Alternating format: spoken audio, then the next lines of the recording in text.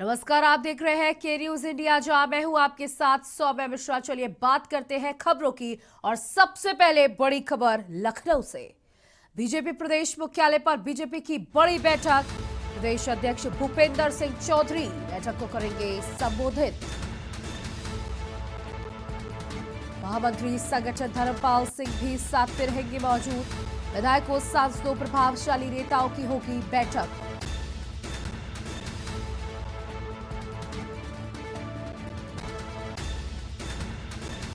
लखनऊ से ये बड़ी खबर अब आपको बता रहे हैं, जब बीजेपी प्रदेश मुख्यालय पर बीजेपी की बड़ी बैठक। प्रदेश अध्यक्ष भूपेंद्र सिंह चौधरी की अध्यक्षता में होगी बैठक। महामंत्री संगठन धर्मपाल सिंह भी रहेंगे मौजूद, साथ ही सभी सांसद, प्रभावशाली नेता और विधायकगण भी रहेंगे बैठक पे।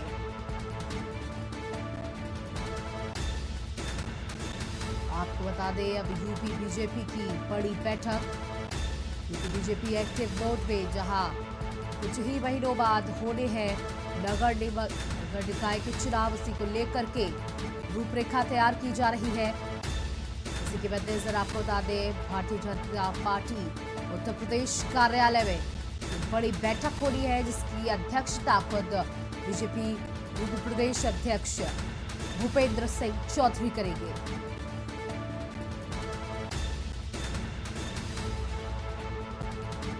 महामंत्री संगठन धर्मपाल सिंह भी बैठक में मौजूद रहेंगे। विधायक, सांसदों और प्रभावशाली नेताओं की होगी बैठक।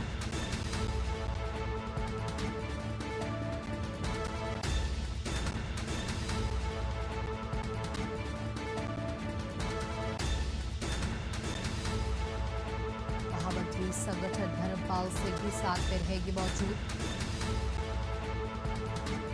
विधायकों, सांसदों, प्रभावशाली नेताओं की होगी ये बैठक।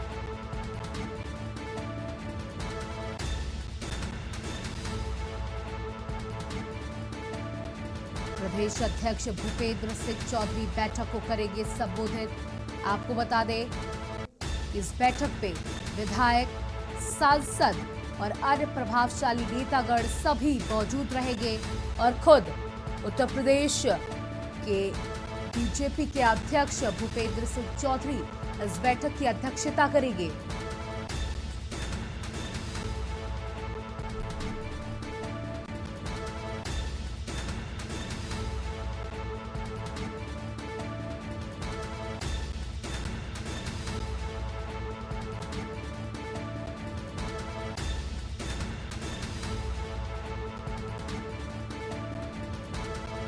और इस खबर पर अधिक जानकारी के लिए हमारे साथ प्रदीप विश्वकर्मा जुड़ गए हैं। जी प्रदीप जी, आपसे जानना चाहेंगे कि बीजेपी इस समय, यूपी बीजेपी इस समय एक्टिव मोड में है, जहां ये बैठक होनी है। खुद बीजेपी अध्यक्ष की अध्यक्षता में, क्या कहेंगे? बिल्कुल, देखिए, ये भारतीय जनता पार्टी लगातार चुनाव के मोड में रहती है, और उनके लिए एक एक चुनाव बहुत महत्वपूर्ण होता है। फिर चाहे वो सभासद का चुनाव हो, कारपोरेट का चुनाव हो, या फिर लोकसभा का चुनाव हो। और क्योंकि अब आगे कई चुनाव सामने दिखाई दे रहे हैं, विधान परिषद के चुनाव हैं जहां पर कई लोगों को भेजा जाना है, और शिक्षक खंड के चुनाव हैं जहां पर चुनाव हो रहे हैं। इसको लेकर के तैयारियों का सिलसिला लगातार जारी है, और कवायद ये की जा रही है कि ज्यादा से ज्यादा सीटों पर जीत हासिल करने के बाद में विपक्ष को और कमजोर किया जाए, जिससे कि 2024 का जो चुनाव है उसमें बड़ी सफलता अर्जित की जाए। ये सारी तैयारी, ये सारी कवायद 2024 के चुनाव को लेकर की जा रही है, क्योंकि उत्तर प्रदेश एक ऐसा प्रदेश है जहां से सबसे ज्यादा लोकसभा की सीटें आती हैं। और अगर प्रदेश में गड़बड़ हुई तो भारतीय जनता पार्टी को यह पता है कि उनका जो प्रधानमंत्री नरेंद्र मोदी को तीसरी बार प्रधानमंत्री बनाने का सपना देखा जा रहा है, वो सपना चकनाचूर हो सकता है। और यही कारण है कि यहाँ पर बैठकों का सिलसिला लगातार जारी है। खुद भूपेंद्र चौधरी बैठक कर रहे हैं, इसमें संगठन मंत्री भी शामिल होंगे, तमाम सांसद, विधायक भी होंगे, और इसके साथ ही साथ में दूसरे तमाम पदाधिकारी भी इस बैठक में शिरकत करेंगे। जी प्रदीप, आपसे जानना चाहूंगी, जिस तरीके से खुद भूपेंद्र सिंह चौधरी की अध्यक्षता में बैठक हो रही है, सांसद, विधायक मौजूद रहेंगे, साथ ही कई प्रभावशाली नेताओं की भी जिक्र यहाँ किया जा रहा है। कौन कौन से नेतागण इस बैठक में मौजूद रह सकते हैं? कैबिनेट के जितने भी यहाँ पर संगठन के साथी हैं, वो संगठन के सारे पदाधिकारी भी इसमें मौजूद रहेंगे और तमाम दूसरे सांसद विधायक जो कि पुराने पूर्व सांसद विधायक भी इसमें शामिल होंगे। तो ये एक बड़ी बैठक होगी और दिलचस्प ये है कि लगातार चुनाव, क्योंकि अभी आगे कारपोरेशन का भी चुनाव है, फिलहाल चुनाव होना था लेकिन टल गए हैं। अब आगे चुनाव करीब 3 महीने बाद चुनाव होना है, उसकी भी रूपरेखा बनाई जा रही है। तो जितने भी चुनाव है आगे इस साल, उन सबको लेकर के ये बड़ी और अहम बैठक बुलाई गई है। इसमें खुद भूपेंद्र चौधरी जो कि प्रदेश अध्यक्ष हैं, वो इसमें होंगे। और बड़ी बात यह है कि संगठन में बदलाव को लेकर के भी कवायद की जा रही है। आज 14 तारीख है, मकर संक्रांति है और इसके बाद में खरमास समाप्त हो जाएगा। उसके पास जब नए कामों की शुरुआत होती है, उसमें संगठन में भारी फेरबदल किया जाएगा। क्योंकि तमाम जो संगठन के लोग थे वो कई मंत्री बन चुके हैं और लेकिन उनके पास अभी भी संगठन का प्रभार है। ऐसे में उनको हटा करके नए संगठन के लोगों को लाया जाएगा। संगठन में बड़ा फेरबदल किया जाएगा जिससे कि नए लोगों को आगे किया जा सके और उनके चेहरों के जरिए चुनाव को जीता जा सके। तो ये सब कवायद इस कार्यक्रम में की जाएगी। जी प्रदीप, आपसे जानना चाहूंगी, जिस तरीके से आपने बताया कि कई बड़े बदलाव हो सकते हैं क्योंकि मकर संक्रांति के बाद अब खरमास का महीना खत्म हो जाएगा और कई बड़े बदलाव, क्योंकि अगर निकाय चुनाव अभी होने थे, हालांकि टल गए हैं, कई आरोप लगाए गए थे जो भाजपा के बड़े पदों पर बैठे हैं, टिकट की खरीद फरोख्त का भी आरोप था, तो उसको लेकर के भी योगी आदित्यनाथ बेहद सख्त थे। उनका आदेश था अंदरूनी तरीके से कि जो पदों पर बैठे हैं उनका भी तबादला किया जाएगा। तो इसको लेकर कोई जानकारी आपके पास? बिल्कुल, देखिए, चुनाव भारतीय जनता पार्टी के लिए, जैसा मैंने पहले भी अपने दर्शकों को बताया कि एक चुनाव बहुत ही महत्वपूर्ण होता है और ऐसे में इसमें कोई गड़बड़ी ना हो पाए, इसको लेकर के न सिर्फ संगठन बल्कि सरकार भी पूरी तरीके से मुस्तैद नजर आ रही है। खुद मुख्यमंत्री योगी आदित्यनाथ अपने साथियों के साथ में लगातार बैठकें कर रहे हैं और कैसे चुनाव जीते जाएं, उनको लेकर के मीटिंगों का दौर जारी है। और उसके अलावा हम बता दें कि 20 जनवरी को जब जेपी नड्डा का दोबारा चुनाव हो जाएगा, वो भी उत्तर प्रदेश में आएंगे और 20 तारीख से अपनी नई दूसरी पारी का आगाज करेंगे। गाजीपुर से ये आगाज करेंगे और क्योंकि गाजीपुर एक ऐसा जिला है जहां पर और उसके आसपास के जिलों में भारतीय जनता पार्टी के सांसद नहीं है। वो 14 सीटें हैं जिसमें से 10 सीटें बहुजन समाज पार्टी के पास में है और एक कांग्रेस के पास में है और 3 समाजवादी पार्टी के पास में। तो इन 14 सीटों को जीतने की कवायद की जाएगी। जेपी नड्डा यहाँ से शुरुआत करेंगे, गाजीपुर से इसका आगाज करेंगे। बहुत बहुत शुक्रिया प्रदीप विश्वकर्मा हमारे साथ जुड़ने के लिए। तो आपको ये खबर दे रहे जामा मंत्री संगठन धर्मपाल सिंह सैनी भी इस बैठक में मौजूद रहेंगे और बीजेपी उत्तर प्रदेश की बड़ी बैठक।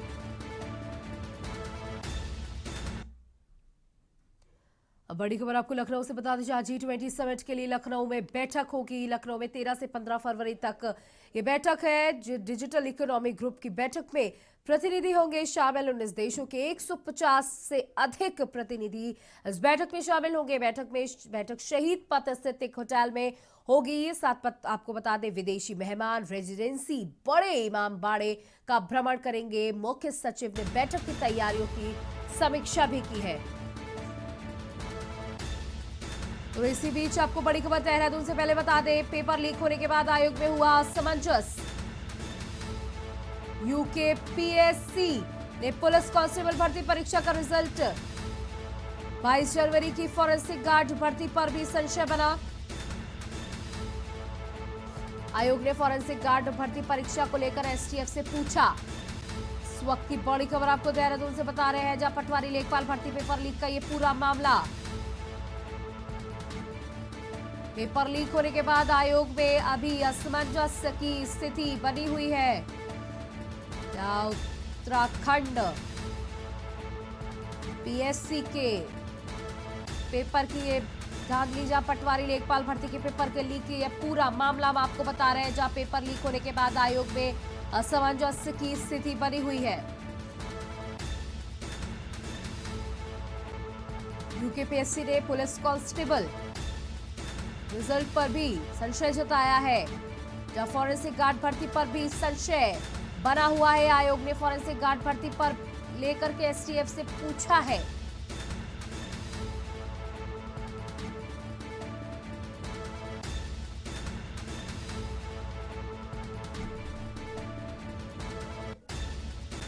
पेपर लीक होने के बाद अब आयोग में असमंजस की स्थिति बनी हुई है। यूपीपीएससी ने पुलिस कांस्टेबल भर्ती का रिजल्ट रोका। पटवारी लेखपाल भर्ती के पेपर लीक का ये पूरा मामला और अब कई रिजल्ट्स रोक दिए गए हैं।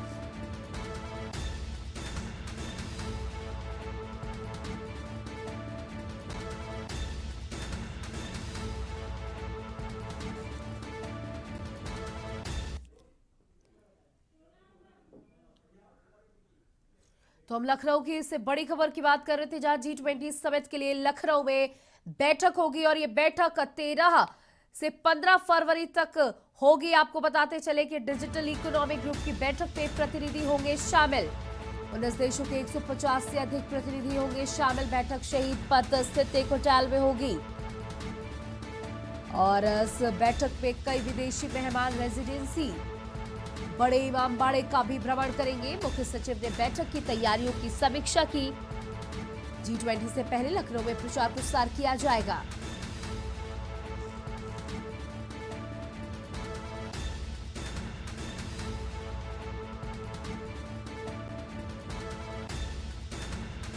बड़ी खबर आपको G20 समिट से जुड़ी बता दें। लखनऊ में G20 समिट 13 से 15 तक चलेगी और इस दौरान कई विदेशी मेहमान सम्मिलित होंगे, जो लखनऊ की कई प्रसिद्ध जगहों का भ्रमण भी करेंगे।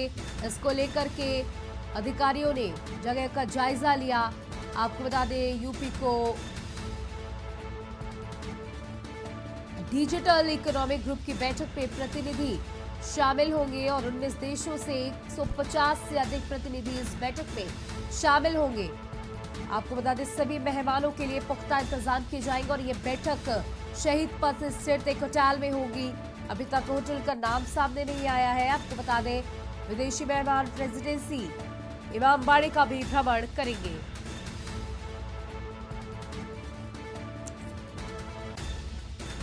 संवाददाता मनीष श्रीवास्तव हमारे साथ इस खबर पर जुड़ चुके हैं। जी मनीष, G20 समिट को लेकर के कैसी तैयारियां चल रही हैं? की तैयारियां लखनऊ में तेज कर दी गई हैं। इसको लेकर के 13 से 15 फरवरी के बीच में एक बैठक आयोजित की जानी है। इसमें खास तौर से अगर बात करें तो डिजिटल इकोनॉमी ये ग्रुप की बैठक होगी और इसमें लगभग 19 देशों के 150 से अधिक प्रतिनिधि लखनऊ आएंगे और इस बैठक के बाद विदेशी मेहमानों को लखनऊ का भ्रमण भी कराया जाएगा। जिस तरह से लखनऊ में जो इमामबाड़ा और रेजिडेंसी सबसे ज्यादा मशहूर है, उस जगह का दौरा कराया जाएगा। पुराने लखनऊ में कई और जगहों पर ले जाने की भी तैयारी है विदेशी मेहमानों को और उनको लखनऊ में खास तौर से जिस तरह से जो भी इन्वेस्टर्स आएंगे, जो भी विदेशी मेहमान आएंगे, उनको लखनऊ की तहजीब से और यहाँ की संस्कृति से बताया जाएगा उसके बारे में। इन तमाम विषयों पर चर्चा हो रही है और लगभग 13 से 15 फरवरी के बीच ये पूरा कार्यक्रम आयोजित किया जाएगा। जी बिल्कुल, 3 दिन का ये कार्यक्रम है और समय भी काफी कम बचा है, जहाँ डिजिटल इकोनॉमिक ग्रुप की ये बैठक होगी। इसमें उत्तर प्रदेश को विदेशी सैलानियों के सामने और प्रखर रूप से रखने की कोशिश की जाएगी। अगर होटल की बात की जाए तो किस होटल में ये बैठक आयोजित होगी? अभी तक इसकी कोई जानकारी सामने आई क्या?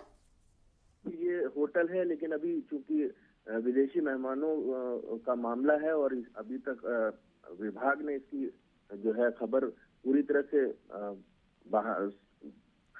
नहीं बताई है, लेकिन हाँ इतना निश्चित है कि जो होटल है वो शहीद पथ के निकट स्थित है और चूंकि सुरक्षा कारणों से कई चीजें बहुत ज्यादा नहीं बताई जाती हैं, क्योंकि विदेशी मेहमान है।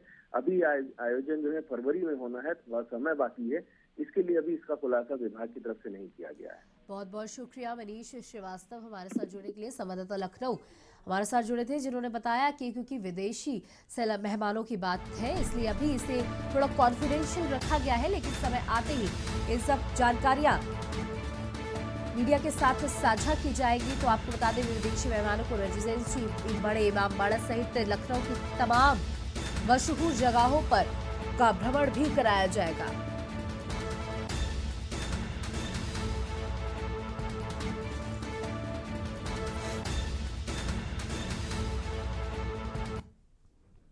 तो अब बात करते हैं वाराणसी की, जहां मकर संक्रांति के पर्व पर गंगा स्नान किया जा रहा है। गंगा स्नान करने के लिए श्रद्धालुओं का जल सैलाब उमड़ा है। मां गंगा में श्रद्धालु लगा रहे हैं आस्था की डुबकी। लाखों की संख्या में श्रद्धालु ने लगाई आस्था की डुबकी। स्नान का पर्व है मकर संक्रांति।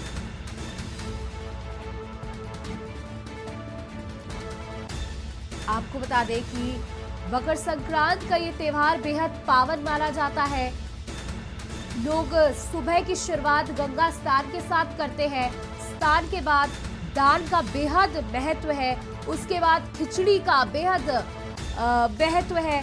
लोग खिचड़ी बांटते हैं, सूखे चावल दान करते हैं, साथ ही पकाकर की खिचड़ी अपने घर में लोगों को खिलाते हैं। आज सबके घरों में खिचड़ी बनती है मकर संक्रांति के दिन।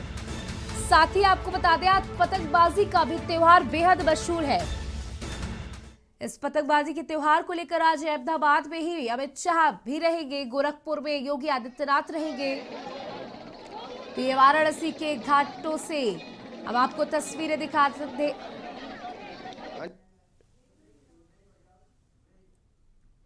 तो मकर संक्रांति की पावन तस्वीरें आपने वाराणसी के घाटों से देखी। उससे बड़ी खबर, जहां गोलियों की तड़तड़ाहट से दिल्ली राजधानी, गाड़ी खड़ी करने के विवाद में दबंग ने की 4 से 5 राउंड फायरिंग। गोलीकांड से बचा इलाके में हड़कंप। गाजीपुर पुलिस ने 2 लोगों को लिया हिरासत में। दबंग के पास से 32 बोर की लाइसेंसी पिस्टल बरामद। घटनास्थल से पुलिस ने 4 खोखे भी किए बरामद। पुलिस मुकदमा दर्ज कर कार्रवाई में जुटी। गाजीपुर क्षेत्र के आमरापाली अवध अपार्टमेंट में चली गोली। वर्चस्व और दहशत फैलाने को लेकर कई राउंड फायरिंग। थाना गाजीपुर क्षेत्र का मामला।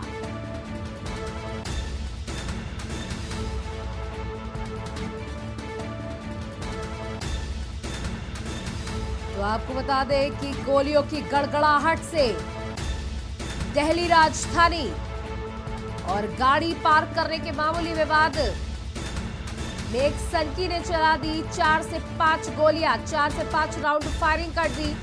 इलाके में हड़कंप। दबंग के पास 32 बोर की लाइसेंसी पिस्टल है।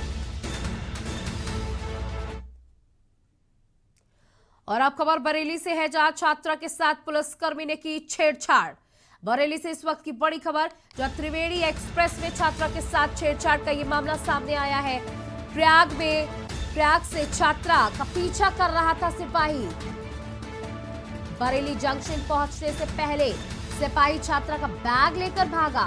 छात्रा ने सिपाही के खिलाफ जीआरपी थाने में दर्ज कराया मुकदमा। जीआरपी ने आरोपी सिपाही को किया गिरफ्तार।